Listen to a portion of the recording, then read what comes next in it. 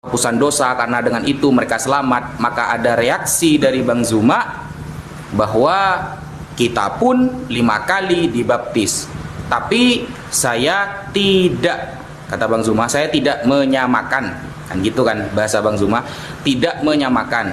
Nah, saya juga bilang iya Bang, memang tidak sama, tapi kalau dalam hal penyucian dengan air memang ada sisi tashbih, penyamaan. Apakah saya tidak punya dalil? Ada dong dalilnya. Nih saya tunjukkan ya. Saya langsung pakai kitab para ulama teman-teman ya. Saya bukan asumsi loh. Ini. Jadi tetap kita mengatakan tidak sama lah dari definisi. Dibesarkan host.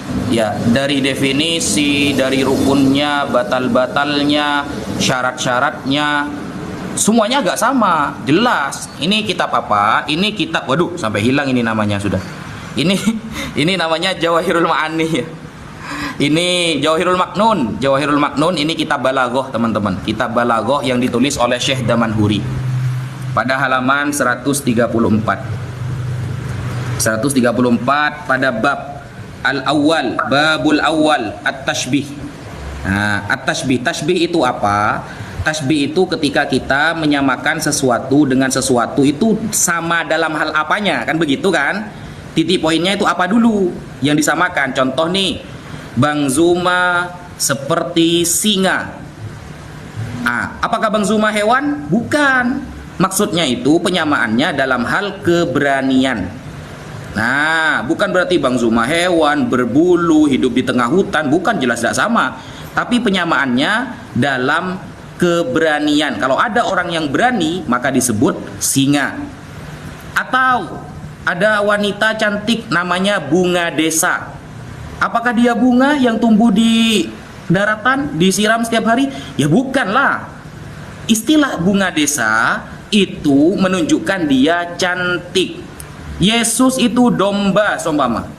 Apakah Yesus itu domba beneran yang ada di dalam kandang? Ya tidaklah. Itu namanya istilah tashbih, penyamaan. Ada arkanuhu, ada rukun-rukunnya.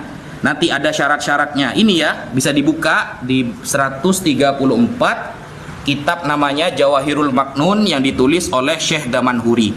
Ketika Bang Zuma mengatakan wudhu dan baptis, itu dalam hal apa Bang? Nah, kalau dalam hal penyucian dengan pakai air, dalam titik itunya saja, maka ya jelas sama, karena wudhu pakai air juga, dan itu juga merupakan kesucian untuk diri kita. Begitu. Dalam hal lain ya tidak sama. Nah, karena sudah apa namanya itu sudah klarifikasi, maka oh ya sudah Bang, kalau seperti itu saya pun setuju. Dalam hal itu saja ya tasbihnya, penyerupaannya, bukan yang lain, bukan. Saya ada dalilnya, dalil saya kitab balaghah. Ini balaghah ini sastra Arab. Gitu loh. Mungkin sekian dulu lah. Lanjut Bang Zuma. Assalamualaikum warahmatullahi wabarakatuh semuanya. Waalaikumsalam warahmatullahi wabarakatuh. Terutama mohon minta waktunya sedikit. Saya makasih banyak sama Bang Hos. Bang Hos makasih banyak ya. Saya udah berulang kali mau naik untuk bertemu sama Bang Zuma, ngobrol sama Bang Zuma. Saya itu penggemar berat Bang Zuma. Perkenalkan Masya saya Allah. Bang, dari Bali Bang. Masya Allah. Terima kasih Bang. Setiap hari hampir 24 jam mengikuti Bang Zuma terus, tapi nggak bisa naik baru kali ini. Saya ucapin terima kasih buat Bang Hos sudah mempertemukan saya sama Bang Zuma. Bang Hos makasih banyak. Iya baik Bang. Ya. Host, saya 1 menit lagi host, supaya ini jangan lagi ada yang bahas-bahas lagi berikutnya nanti, boleh ya? Oke, terakhir kalinya. Iya, 1 menit saya perlihatkan kepada teman-teman kita. Nanti izin bicara ya host. Bentar ya Bang. Sabar ya Bang, 1 menit aja Bang Boy. Ini linknya teman Kristen ini. Nih.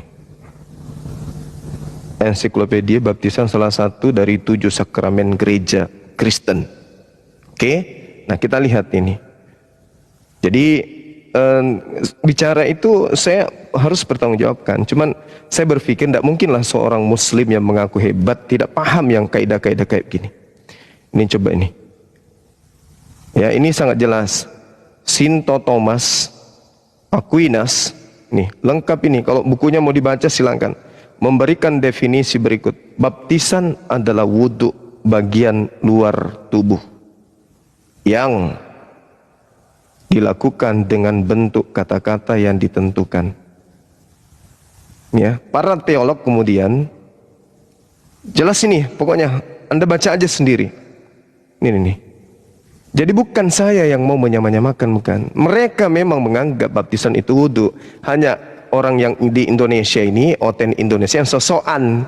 Kalianlah yang menyamakan wudhu, bukan saya ini. Ini Santo Thomas Aquinas. Nanti Anda cari di Google, ini siapa ini? Santo Thomas Aquinas ini. Kenapa dia disebut santo? Jelas ini linknya kalian. Nih, link kufar ini. Oke, baptisan salah satu dari 7 sakramen gereja. Jadi kita ini bukan pemain baru, bos. Kita orang lama, bos. Jadi saya tidak nyangka kalau selevel kalian itu yang sudah merasa paling paham, keberatan kali. Wah, saya tidak mau disama-samakan. Halo, Anda dari mana aja? Sudah berapa lama di Islam? Sebelum di Islam Anda di mana? Anda belajar apa? Hanya menghujat dulunya. Itu Islam kan Anda panitia surga. Udahlah bro, saya bukan orang baru. Anda kan tahu sendiri. Jadi kalau materi-materi kayak begitu itu sudah ditumit, bukan lagi di kepala. Oke, lanjut saudara-saudara. Jadi kalau mau tetap semangat. Cuman mereka itu bukan lawan saya soalnya. bukan lawan saya, karena dia adalah saudara seakidah saya. Jangan jadi musuh kita bukan mereka. Makanya saya katakan hati ini yang harus diperbaiki loh. Hati. Ketika seorang apologet Islam Indonesia berbicara, pasti ada dasar pijakannya. Bukan asal ngomong aja. Jangan selalu menggampangkan orang kaleng-kaleng, jangan. Hanya karena Anda sudah belajar kemudian Islam, terus ada yang tidak sependapat dengan pemahaman saudara. Oh salah, saya tidak terima, saya nggak mau baptis itu dipersamai. Halo, saya ulang lagi, halo. Anda dari mana? Belajar di mana ente? Berapa tahun Anda belajar? Jadi janganlah saudara, kita ini sebagai seorang muslim harus saling menguatkan. Kita bersatu, musuh kita di depan, bukan di dalam rumah. Musuh kita di depan. Ya nggak usah lah petantang-petenteng mau kita ketemu offline, saya mau berani lawan. Aduh, enggak. Jangan sampai nanti merembet kemana-mana. Lari ke masalah-masalah pribadi. Jangan sampai malu nanti kalian. Kalau ku buka di sini, malu nanti kalian. Malu ku bilang. Jangan sampai ku permalukan. Janganlah ya. Jangan pancing saya. Oke? Ya, siapapun di sana yang kemudian sekarang sudah berkongkol dengan orang-orang kayak Yuni apa, jangan sampai Bang Suma buka aib kalian sini. Jangan pancing saya loh, ku bilang ya. Saya sudah bilang, kau sudah kasih keluar air mata saya. Hati-hati. Mengeluarkan air mata saudara itu penuh dengan doa. Artinya Anda didoakan yang baik-baik. Sudahlah, nggak perlu lagi petantang-petenteng gini. Kenapa hanya gara-gara kata-kata itu kemudian Anda panik? Kenapa Anda tidak nantang orang-orang yang menghujat Allah, menghujat Rasulullah, menghujat Al-Quran? Kenapa nggak ngamuk? Kenapa nggak ngamuk? Ngamuklah itu sana, ngamuklah. Jangan justru sesama oten kalian jumpa, ketemu offline, peluk-pelukan kalian. Aneh kan? Kan aneh. Gila berarti. Itu makanya nggak usah dibahas orang gila itu. Di kafe ngopi bareng, tertawa bareng-barengan, salaman, pelukan. Oh itu yang bagus, maksudnya gitu yang bagus. Tapi kalau saudara kita yang salah dibuka, diumbar aibnya, itu yang benar gitu. Oh jangan bung, jangan kayak gitulah. Belajarlah, belajar adab, belajar akhlak, belajar akhlak. Ada kitab, nanti ke Gramedia baca itu kitab Akhlakul Karimah, pelajari itu. Ya, jadi jangan sekali lagi saya katakan jangan lagi ada setelah ini, jangan.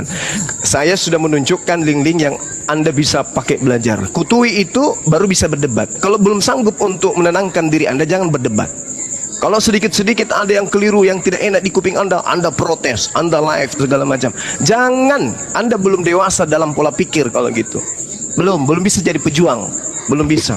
Bukanlah pejuang itu ditulis di baju. Wah, ini pejuang. Habis itu kata bukan kayak gitu. Bukan itu bukan pejuang sejati. Pejuang sejati itu adalah yang bisa merangkul, bisa mengayomi, bisa membantu, bisa menyayangi saudara-saudaranya. Ketika saudaranya punya kekurangan ditutupin. Itu baru pejuang yang sejati. Bukan justru membuka aib orang di mana-mana. Karena ingat, Anda juga punya aib. Ingat sekali lagi, Anda juga punya aib. Jangan sampai Anda menggali lubang sendiri. Jadi saya katakan pada saudara-saudara saya di sana, berhenti. Kita ini satu tubuh. Oke, kita satu tubuh. Sejatinya ketika ada yang sakit, kita obati sakit itu sama-sama. Jangan justru ada yang sakit kita gali lubang beroknya, lukanya semakin dalam. Jangan kayak gitu. Nah, ini nasihat buat diri saya dan juga buat Anda semua. Iya bang, sama seperti kata UAS bang, klarifikasi itu cukup satu kali. Mau mereka dengar atau tidak, itu urusan mereka. Biarlah energi mereka habis mikirkan kita. Oke. Kita lanjut aja diskusinya. Di sini sudah ada Woi 2. Dari tadi dia ingin menyampaikan sesuatu. Iya. Silakan Woi 2. Iya, di sini kan kita sama-sama belajar ya. Ya, Kalau betul. dalam Kristen, kalau dalam Kristen, baptisan itu bukanlah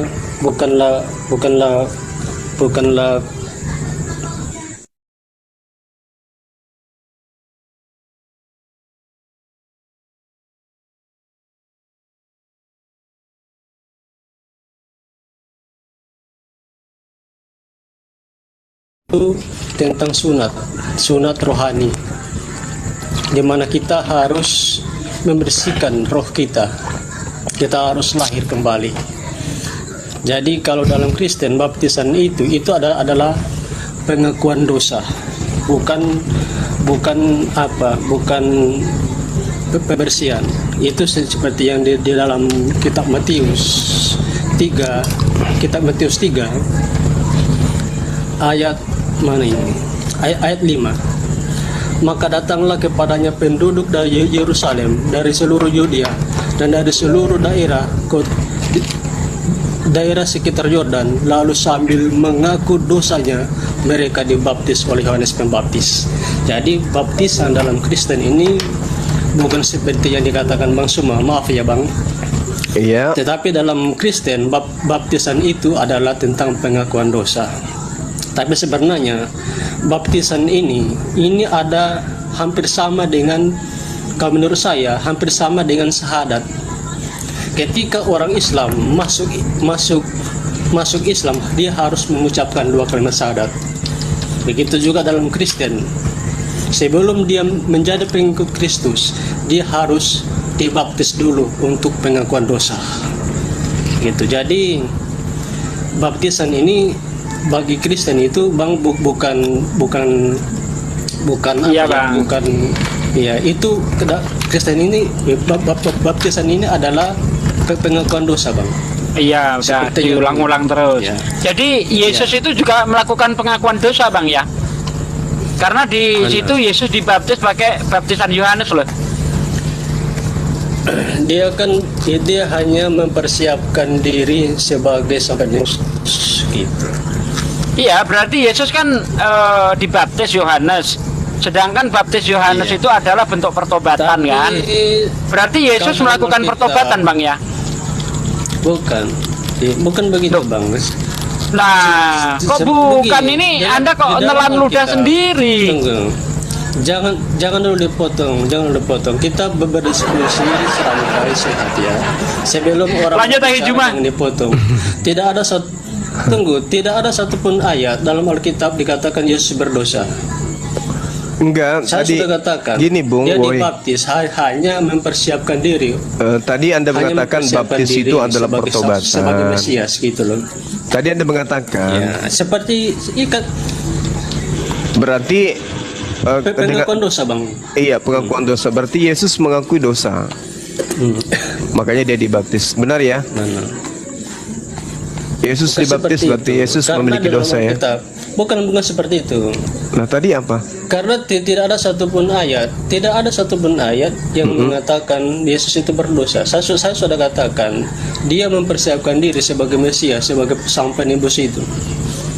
Itu. Iya. Jadi seperti itulah, Bang. baptis tadi kok beda ketika Yesus? Kan tadi Yesus dibaptis katanya. Baptis itu adalah pengakuan dosa, pertobatan. Berarti Yesus mengakui dosa pada saat dibaptis. Gitu ya, Bang? Bukan begini, kalau bagi Yesus Iya. ini kan dia, saya sudah katakan, dia hanya mempersiapkan diri untuk menuju yang salib, Bang. Iya, artinya dia bertobat. Gitu. Sebab bertobat gimana? Sedangkan dalam Alkitab tidak satupun ayat mengatakan dia berdosa. Loh, salah itu. Justru Yesus itu orang paling banyak dosanya di antara semua manusia. Aduh, ini menghujat ini namanya. Oh, bukan menghujat, Bang. Iya. Sekarang saya tanya gini, saya tanya. Ketika ada orang memperkosa, tunggu, Abang, Tunggu, saudaraku. Ayat di Alkitab saya, Iya. Yesus berdosa, ya. Dia mengatakan semua orang yang datang sebelum aku adalah pencuri dan perampok. Di mana dia bisa mengatakan informasi itu? Mana? Apakah ibunya pencuri dan perampok? Yang dimaksudkan di sini, Yesus adalah pintu, Bang. Enggak, Iya. bukan. Iya, itu Bukan, kan bukan. ada ayat kelanjutannya. Yesus mengatakan dia Yohanes adalah pintu, 10, gitu. Yohanes 10 Jadi, nomor seperti yang dia katakan, tidak ada seorang pun yang bisa datang kepada Bapa kalau tidak melalui aku. Makanya Iya. dia katakan Iya, makanya di dalam ayatnya, dialah pintu itu. Iya, dia katakan semua orang yang datang sebelum Iya. aku adalah pencuri dan perampok. Berarti ibunya pencuri, perampok. Berdosa enggak ketika dia sebagai anak mengatakan ibunya pencuri dan perampok? Itu satu. Kedua, ketika ada orang memperkosa anaknya, misalnya nih, dia perkosa anak kandungnya sendiri, lalu kemudian dia percaya kepada Yesus, dosanya memperkosa ini ditanggung nggak oleh Yesus? Mana? Ditanggung. Nah, berarti Yesus ini adalah orang yang paling banyak dosanya, karena dosa-dosa yang sebegitu banyak orang Kristen ditanggung semua sama dia. Gini, Bang. Sebenarnya kalau dikaji yang dalam kajian yang lebih mendalam, yang ditebus itu bukan dosa. Yang ditebus itu upah dari dosa. Loh, Adalah maut, gitu loh. iya maksudnya, Sebab dalam hukum Tuhan, iya, sebab ada tertulis upah dosa adalah maut. iya, upah dosa adalah maut. Sekiranya Yesus tidak menanggung dosa orang yang memperkosa tadi, apakah orang tadi ini memperoleh maut atau tidak? Kalau Yesus maut, maut kan? Nah, sekarang yang menanggung, apapun bangsa melakukan, tidak, dengar dulu, sekeras apapun bangsuma mentaati hukum Taurat, bangsuma tidak lupa dari dosa. Dan ya dalam itu dia makanya saya katakan upah dosa adalah maut atau kematian yang kedua dalam neraka, gitu loh. ya itu dia, Bang. Makanya saya katakan, kalau Anda mengatakan Yesus itu adalah manusia yang tidak berdosa, saya katakan justru berdasarkan Bible dia adalah manusia yang paling banyak dosanya. Kenapa? Karena semua dosa-dosa orang Kristen ditanggung sama dia. Yang harus menebus dosa, sebab yang harus menebus dosa sudah pasti orang tanpa dosa, Bang. Ya itu dia makanya. Makanya saya katakan, Anda kan mengatakan Yesus itu adalah orang yang tidak punya dosa. Tapi berdasarkan data yang ada, justru Yesus itulah manusia yang paling banyak dosanya di antara seluruh umat manusia. Sekarang gini, Itu dia kan menanggung dosa. Sabar, karena, Bang. sabar, saudara. Gitu loh. Iya, dia menanggung dosa, betul? Betul? Yang ditanggung itu upah dari dosa itu, Bang. Iya, upah Kalau dari dosa kita itu betul. mengkaji lebih dalam. Betul. Nah, Nah, sekarang dalam begini. Ya, oke. Kalau ada orang yang menanggung utang Anda, apa yang ditanggung? Utangnya atau apanya? Utangnya kan? Berarti ketika manusia punya utang, saya utangnya 2 miliar. Anda 2 miliar, yang lainnya 2 miliar. Kalikan beberapa manusia, maka dikali 2 miliar. Iya, Utang oke. itulah semua yang ditanggung Kita- oleh oke. ya, sabar. Utang itulah semua yang ditanggung Kalau- oleh Yesus. Sabar dulu Bang, silakan. sabar. Sekarang pertanyaan saya, Oke, silakan. siapa manusia yang paling banyak utangnya? Setelah semua Kalau utang utang kita, itu sudah tunggu. oke. Ketika Kalau oke. seluruh utang kita ditanggung oleh Yesus, Oke. manusia yang paling banyak utangnya siapa? Ini kita Tolong dijawab ini dulu. Adu logika. Iya. Tidak. Kita Semua mau- utang mau kita adu ditanggung oleh Yesus. Pertanyaan Iya. saya, manusia yang paling banyak utangnya di atas muka bumi ini siapa? Tidak. Bang? Dan ketika utang Bang, itu Bang. dibayar, itu Ya, berarti sebelum bersih, Bang. sebelum dibayar, Itu berarti sebelum bersih. dibayar, sebelum Kalau sudah dibayar, bersih, kalau sebelum sudah dibayar. Sabar Bang, Kan- sabar. Sebelum kan sudah dibayar, ditanggung. sebelum dibayar, Oke, siapa kita yang pakai logika. Kita pakai Oke, logika. sebelum utang itu dibayar, sabar dulu. Ketika dilunasi itu berarti Sebelum bersih. dilunasi. Kan sudah bersih. Dengarkan, Bebas. sebelum Bebas, Bang. dilunasi, Abang pertanyaan sendiri mengatakan, oke, sebelum. kenapa kayak emosi Anda? Sebelum. Kenapa kayak emosi? Kenapa? Sebelum. Ya santai makanya. Kalau sebelum, berarti- Darah babinya kalau pelan-pelan sebelum- aja. Jawab Kalau pertanyaan sebelum- saya. Kalau sebelum itu berarti belum ada. Nah, kalau Belum sebelum Yesus, dengarkan dulu saya. Jangan kayak orang stres. Kita kamu, Hey. kamu mau Hey. main logika dengan woi, silakan. Kalau semua utang yang ada pada diri manusia ditanggung oleh Yesus, pertanyaan saya, siapa manusia yang paling banyak utangnya di muka bumi? Kalau sudah ditanggung bersih. Kalau sudah ditanggung bersih bebas. Saya tanya Apa? samamu. Bebas bayar. Hey, Apa? siapa manusia yang paling banyak utangnya sebelum dilunasin? Kalau sebelum lunasi berarti belum ada. Sebelum Betul-betul serigala. mau main logika dengan woi sebelum. Kalau sebelum belum terjadi. Sekarang begini. Kamu punya utang ditanggung oleh Yesus. Kalau sudah ditanggung itu berarti bersih, Bang. Tidak ada lagi cacat. Apa lagi? Gurunda. Apa lagi? Hah? Apa lagi? Report. Apa lagi? Coba Anda baca gantian woi ngomongnya. Kalau kamu mau main logika dengan woi. Iya, salah woi, orang, bro. woi, coba baca 2 Korintus 5 nomor 21. Di sana dikatakan ya, dia yang tidak mengenal dosa telah dijadikan menjadi dosa. Itu artinya dia berdosa. Krik, Iya. krik. Suara jangkrik ada. Makanya saya sudah katakan yang ditanggung itu upahnya, bukan dosanya. Dan upah dosa adalah maut. Makanya Yesus dia mati. Cobalah jujur Dia berdiskusi mengalahkan itu. maut pada hari yang ketiga. Yang jujur berdiskusi itu. Saya Kalau sudah kita jujur. mau main data, Saudara Woi, ya. Oke. Kalau kita mau main data, Ibrani 9:28. Yesus satu kali dikorbankan untuk menanggung dosa banyak orang. Ya, Itu kalau dalil. satu kali berarti kekal. Ngapa sih kau ini? Kau jangan orang gila. Jangan sampai ku sepak pantatmu di sini. Ya, kok Sekarang pertanyaan saya sama woi, dengarkan saya woi, dengarkan saya woi. Benarkah Yesus yang menanggung semua dosa orang Kristen? Iya. Udah, berarti siapa manusia yang paling banyak dosanya? Kalau sudah ditanggung bebas, Bang. Bersih. Ya. Iya, kamu yang bebas. Yesusnya? Ya bersih. Iya. Utang sudah terbayar. Kalau Berarti Yesus cuma ngeprank doang.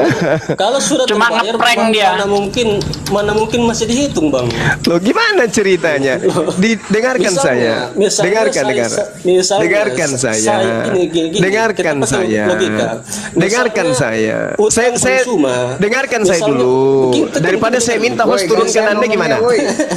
Mau diturunkan? Kejang, apakah ini Turunkan aja seseorang kalau nggak Mau diturunkan? Mau diturunkan nggak? Kalau tidak mau diturunkan, kita diskusi itu pelan-pelan. Jangan kayak orang kemasukan setan Anda. Kemasukan. Udah. Yang kemasukan Ya udah setan turunkan. Loh, Loh. Turunkan. Monyet ini turunkan. Oh, Host. ini Monyet turunkan. Monyet tidak berfungsi otaknya. Jadi gini, di dalam kitab saudara dikatakan bahwasanya Roma 6:23 upah dosa adalah kematian dan dosa itu adalah kejahatan. Yesus menanggung semua kejahatan, kan gitu. Di mana tempat pencucian kejahatan itu? Ya neraka. Mana dalilnya? Matius 13 nomor 50. Orang jahat tempatnya di neraka. Nah sekarang yang menanggung dosa ini di atas tiang salib, yang mati ini Tuhan pencipta langit dan bumi atau manusia? Kan manusia. Jadi kalau Yesus itu dua natur, Tuhannya ke surga, kemanusiaannya ke neraka. Dia ke neraka harus mempertanggungjawabkan dosa-dosa orang Kristen. Kan tadi sudah dijawab, semua dosa orang Kristen ditanggung oleh Yesus. Mau tidak mau, ketika utangnya orang Kristen itu ditanggung oleh Yesus, maka dosa-dosanya, utang-utang itu harus dibayar. Harus dibayar. Di mana tempat pembayaran utang dosa? Neraka. Berarti kemanusiaan Yesus berdasarkan konsep yang ada di dalam Kristen, ya Yesus harus tanggung jawab ke neraka dong, kemanusiaannya. Jadi kalau mana kemanusiaannya Yesus? Ya di neraka. Ketuhanannya ya di surga. Kan itu poinnya. Yang mati di salib Tuhan atau manusia? Manusia. Oke. Kenapa dia mati? Karena dia menanggung dosa. Kalau begitu dia harus ke neraka. Dia harus ke neraka. Sama seperti ketika ada orang membunuh, dihukum mati dia, karena dia harus mempertanggungjawabkan dosanya, dihukum mati. Ini hukum di Indonesia. Setelah dia mati dihukum mati, apakah dia masuk ke surga?